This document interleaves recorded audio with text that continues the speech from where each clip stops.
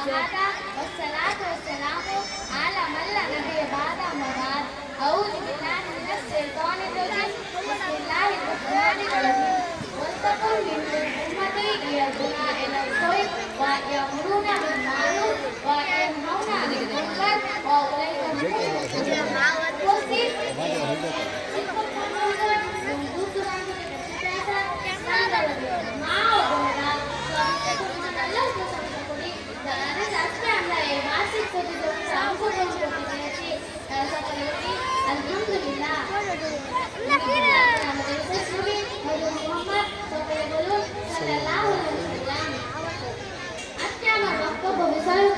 ভালো কাজে আদেশ করুন ও মন্দ কাজে নিষেধ করুন। ভালো কাজে আদেশ করা ও মন্দ কাজে নিষেধ করা মুসলিমদের উপর আল্লাহ রাব্বুল আলামিনের নির্দেশ।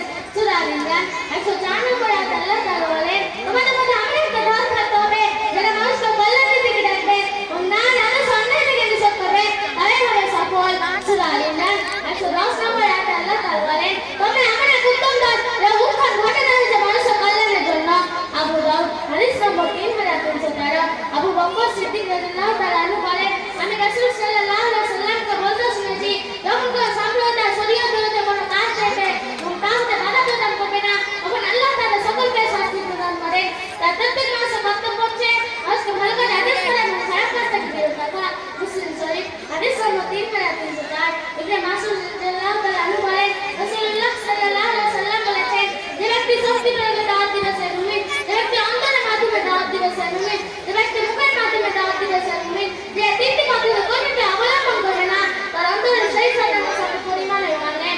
আনাস ইবনে মালিক বলেন, রাসূলুল্লাহ সাল্লাল্লাহু আলাইহি ওয়াসাল্লাম বলেছেন, যে রাতে আমাকে মিনারে নিয়ে যাওয়া হলো সেই রাতে কতগুলি লোককে দেখলাম যাদের ঠোঁট আপনার কাফির দ্বারা কেটে দেওয়া হচ্ছে।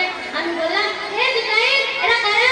তিনি বললেন, এরা সেই উম্মতের লোক যারা মানুষকে ভালো কাজে আদেশ করতো কিন্তু নিজে আমল করতো না, তারা কোরআন তেলাওয়াত করতো, তারা কোরআন চর্চা করতো না, যা মানে বর্তমান সমাজে থাকে, নিজে যেটা করে না অপরকে সেটা করতে পারে। তার প্রত্যেক মানুষের কর্তব্য হচ্ছে মানুষকে ভালো কথা বলাবে এবং যে কোনো উপদেশ না রেখে নিজেকে সচেতন হতে হবে।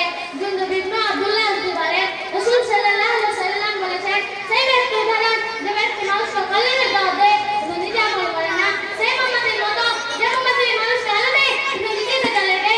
আল্লাহর জন্য উপদেশ হচ্ছে তার সাথে শিরক না করা, রাসূলের জন্য উপদেশ হচ্ছে তার অনুগত করা, নেতাদের জন্য উপদেশ হচ্ছে অনুগতের কল্যাণ কামনা করা, তাদেরকে দিনের পথে দিন পরিচালনা করা। সাধারণ মুসলমানের জন্য উপদেশ হচ্ছে আল্লাহর পথে মানুষকে আহ্বান করা এবং জামাত পথে জীবনযাপন করা।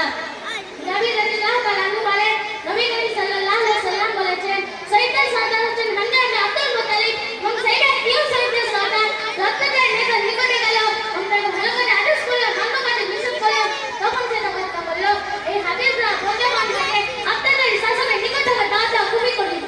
আমার ইসলাম দাওয়াতের পরিণতি জীবন বিসর্জন হতে পারে, তবে তার বিনিময় হবে জান্নাত আর তার মর্যাদা হবে শহীদদের মর্যাদার সমান।